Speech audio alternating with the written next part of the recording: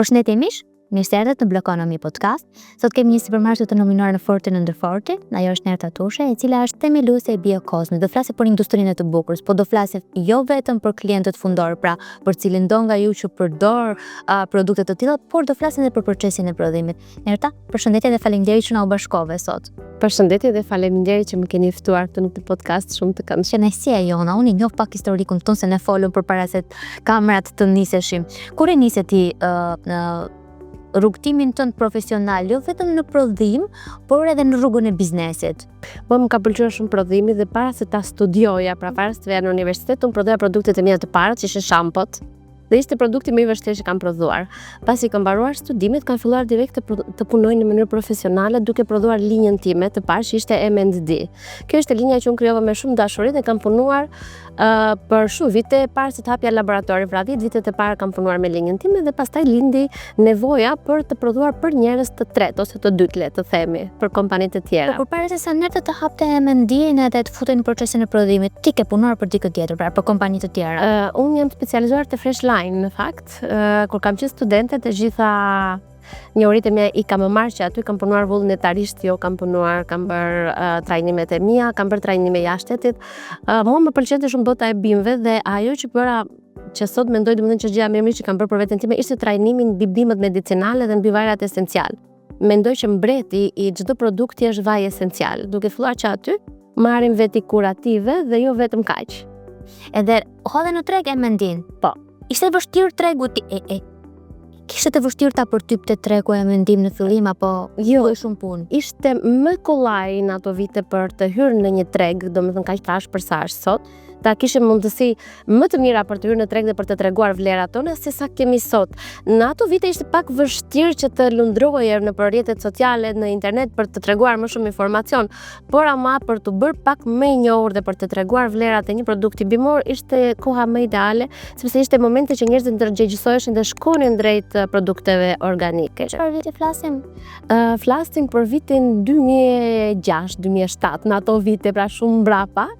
Sot, pra që jemi në 2026, është më e vështirë që dikush të krijojë një linjë dhe të hyjë në treg, duke qenë se ka shumë linja të tjera dhe normalisht të mbyt pak pjesa e marketingut që secili prej tyre ofron. M&D-ja është e vetmja linjë që ti ke të tënde në treg apo ka dhe linja të tjera? Është e vetmja linja ime dhe këtë e kam mbajtur sepse kam krijuar me shumë dashuri dhe jam lidhur shumë emocionalisht me linjën. Kjo nuk do të thotë se unë nuk suportoj linjat e tjera që i prodhoj, të gjitha për mua kanë po të njëjtën rëndësi.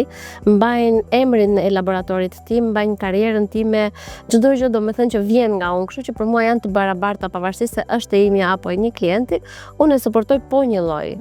Ka qenë vështirë për ty të gjeje klient fundor biznese që donin të vinin bashkëpunonin me Nertën për të prodhuar në tregun shqiptar flas? Kur kam ardhur në Shqipëri, unë kam pasur një fatin më të mirë të bashkëpunoja me Fatma Xhaliun dhe ajo ishte një ndër personave, partnerja ime te Fatmarela, që më hapi derën, le të themi, dhe dritaren tek kjo pjesa e karrierës. Në momentin që Fatma prezantoi mua, nuk ishte më nevojshme unë të shkoja të kërkoja një klient, por vinte klienti dhe kërkonte produktin nga Nerta, le të themi, ose bashkëpunimi nga unë.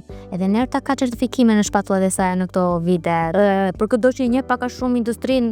Ushqimi standarde kanë që na bëjnë më të mirë gjithmonë dhe ne e dimë rregulloren më, por standardet duhet zbatuar. Kemi certifikime dhe standarde europiane, pra produktet tona kontrollohen që nga lënda e parë, ka një procedurë shumë të madhe duke qenë akoma dhe transporti i tyre, temperatura, se si i transportojmë, ku i ruajmë këto produktet, si përdoren. Ne kemi standarde Cosmos, të cilët janë ndër certifikimeve më të mira dhe jemi të vetmit në Ballkan, të themi që mbajmë certifikim të tillë. Për këtë arsye na duhet të kemi shumë standarde, shumë kërkesa për ta arritur dhe për ta mbajtur si certifikim. Sa është numri bizneseve për llogari për të cilën ti prodhon?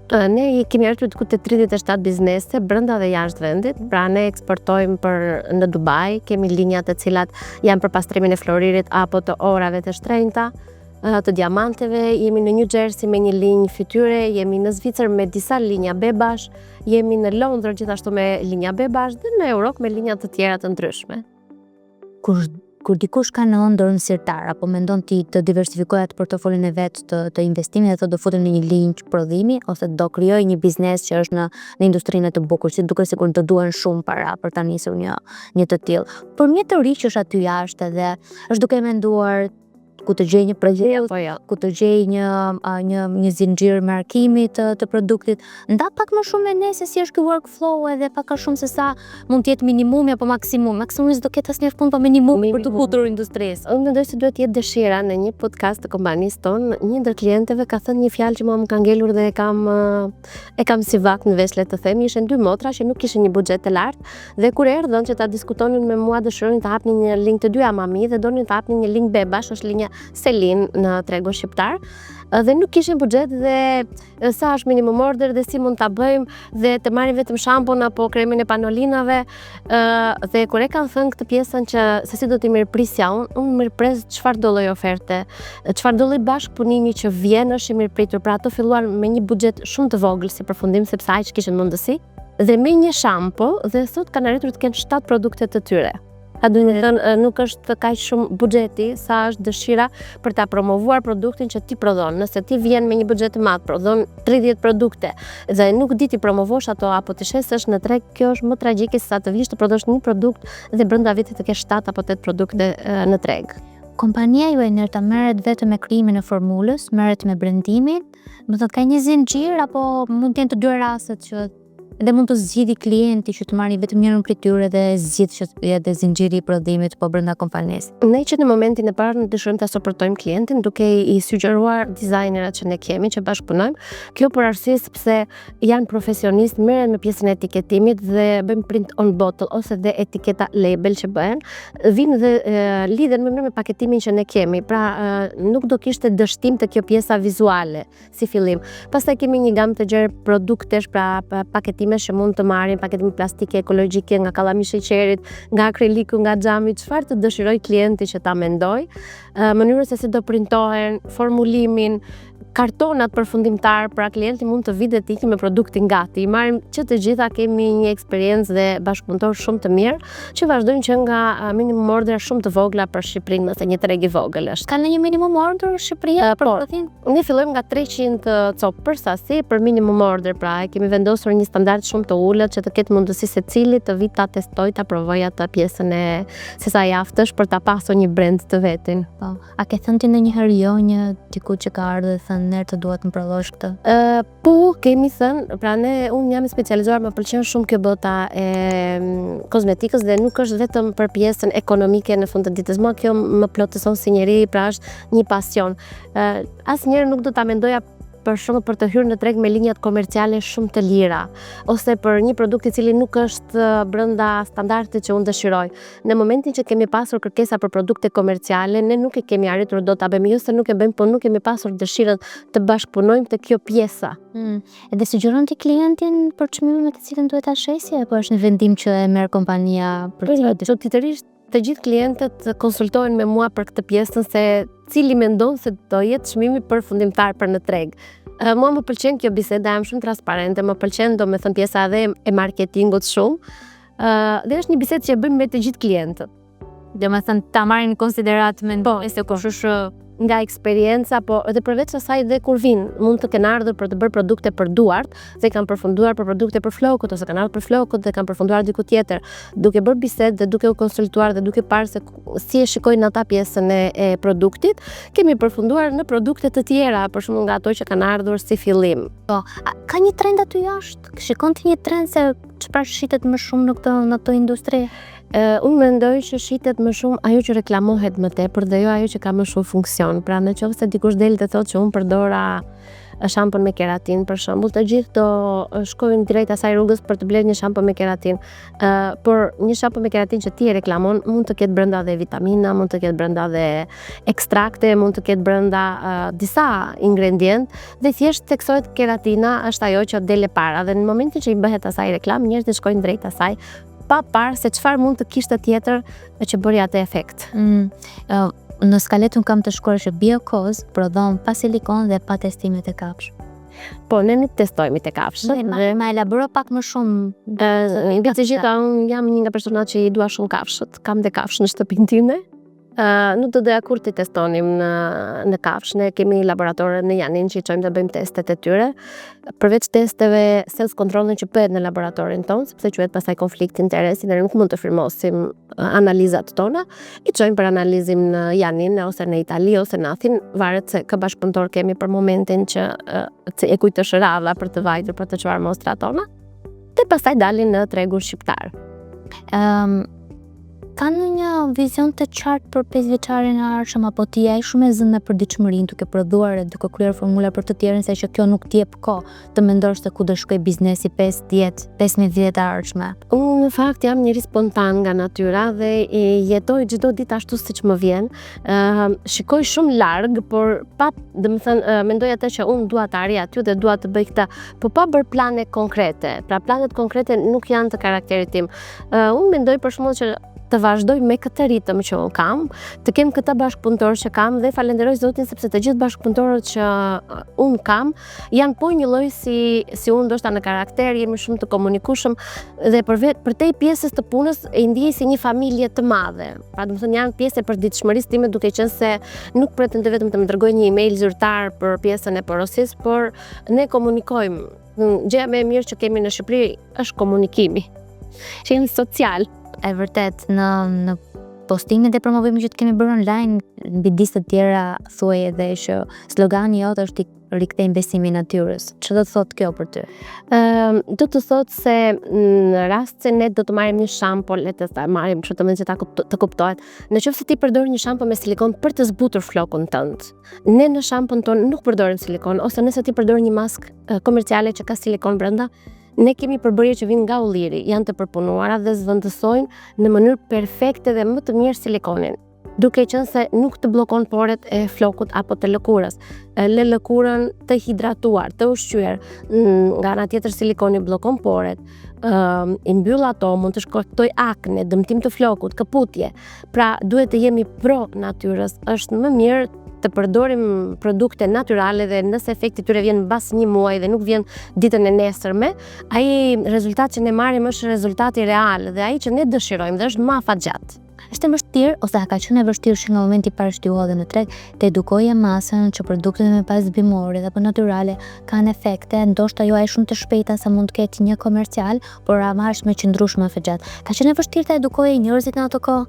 Edhe sot është shumë e vështirë, sepse ti ju tregon një produkt i cili është organik dhe mund të doj pak kohë për të treguar rezultatin e vet, por mund të veproj edhe në mënyrë të shpejtë, varet se si e ka secili organizmin. Njerëzit janë mësuar dhe duan rezultate shumë të shpejta, pra duan të marrin një shampo për rritjen e flokut sonte dhe nesër të zgjerë Rapunzel. Kjo nuk bëhet, ne nuk bëjmë magji, thjesht bëjmë shampo floku. Por nëse i përdorin shampon me hither, pra ne kemi në treg ose me hudhër, vërtet do bëhen me flok dhe me flok të gjatë dhe shumë të shëndetshëm. Por çdo gjë kohën e vet, ashtu siç ne kemi shkatruar pjesën e flokut apo të lëkurës, ashtu dhe duhet koha e vet për të rikuperuar e gjithë kjo. Më pëlqeu shumë në të gjithë këtë modelin tënd të bërit biznes, më pëlqeu shumë follow-up që i bënin të klientit fundar. Në follow-up që bënin edhe për klientët tuaj, po edhe për klientët e tjerë. Kjo lidhet me faktin që ju doni të keni një brand të qëndrueshëm dhe shumë me emër të mirë aty jashtë, apo edhe doni të ndiqni klientin se ku po shkon edhe çfarë trende të reja do të sjellë, se ndonjëherë se zhurimet e klientëve të surprizojnë se ti përfundon me një produkt të ri në treg. Atëherë kjo më ka ndihmuar shumë për të ecur në karrierë, për të rritur. Kritikat e njerëzve janë gjëja më e mirë që mund të ketë një biznes për të përmirësuar. Kur isha më e vogël dhe nuk kishim të gjitha këto sa kemi sot, unë gjithmonë i thosha dyqaneve, duke qenë se unë isha në laborator, gjithmonë i thosha shitëseve ose i bëja dhurata dhe i josha për ta marrë këtë feedbackun pozitiv apo negativ nga klienti. Ndërsa sot ne kemi një skuadër tonën, pra ne kemi një shërbim klienti që i marrim klientët tanë dhe i pyesim si ka rezultuar produkti, sa të kënaqur jam, dhe nëse nuk janë të kënaqur mundojmë të kuptojmë si e ka përdorur produktin, ka marrë produktin duhur apo ka marrë, për shembull, kemi shumë njerëz që vuajnë nga akserodermia dhe marrin shampon e zbokthit, duke mos e ditur. Ndërkohë nuk ka rezultate dhe kjo është një imazh shumë i keq që vjen. Në këtë moment i tregon që ti nuk vuan nga zbokthi, por ke akserodermi dhe vërtet ashtu është. Kur kemi bërë ndrimin e shampove, shumë herë kemi ndryshuar produktet pa asnjë lloj kostoje, pra me humbje të kompanisë, por ne ama kemi marrë një feedback, një klient më të kënaqur që na ka sugjeruar në shumë veta të tjerë. Kjo është reklama më e mirë e mundshme që mund t'i bënim produktit ton. Kur u ktheve në Shqipëri në vitet tuaja të para, pse tregun të ishte me atë lloj qasje ndaj produkteve natyrale apo ndroi gjatë rrugës? Ti jetosh në Athinë, ka imagjinimisht shkosh në të njëjtën në të njëjtën tregu siç është Tirana. Nuk ishte fare, në rast të parë ishte shumë e vështirë të përshtatesha dhe me mënyrën e jetesës, me njerëzit. Ndoshta kur vjen nga jashtë, kur je rritur jashtë, ke një sinqeritet ndryshe, dhe kur vjen këtu dhe pikërisht në Tiranë, ti gjen një qytet ndryshe dhe njerëz ndryshe, të rritur ndryshe. Ishte shumë e vështirë, të them drejtën. Ishte vështirë jo vetëm në aspekt kështu individual, por edhe në profesional, edhe të punoje si një profesioniste akoma duke mos patur rregullore ishte shumë e vështirë. E vërtet. E mendoje ti nërsa që do rrije kaq larg në të 18-të tua?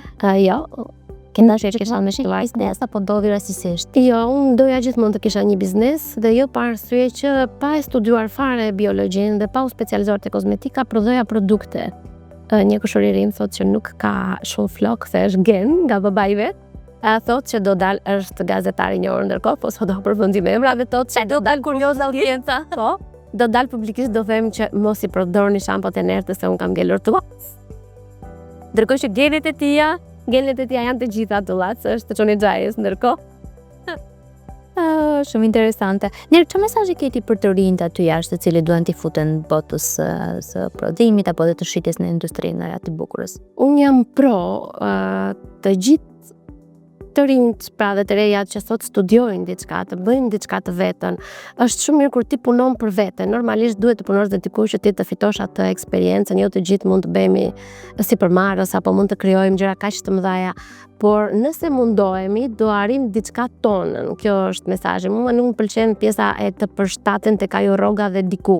Ajo është momentale, sa ti të fitosh eksperiencën tënde, të kuptosh se kush je dhe çfarë do. Pastaj mendoj se të gjithë duhet të hapin krahët e veta tek degave, jo vetëm te kozmetika, po kudo ku ata përkasin, aty ku gjejnë veten. Shumë faleminderit për këtë bisedë të këndshme. Ishte shumë kënaqësi që më ftuat. I falenderoj dhe unë shumë. Kënaqësia është e gjitha jona. Unë po e mbyll mesazhin e nertës, kështu që besoni tek ajo që dini të bëni më mirë dhe mos u kufizoni në oportunitetet që ju japni, kërkoni sa më shumë. Faleminderit që na ndoshët, të bashkë do shihemi të mërkurën në orën 20. Nga unë Blerina, natën e mirë.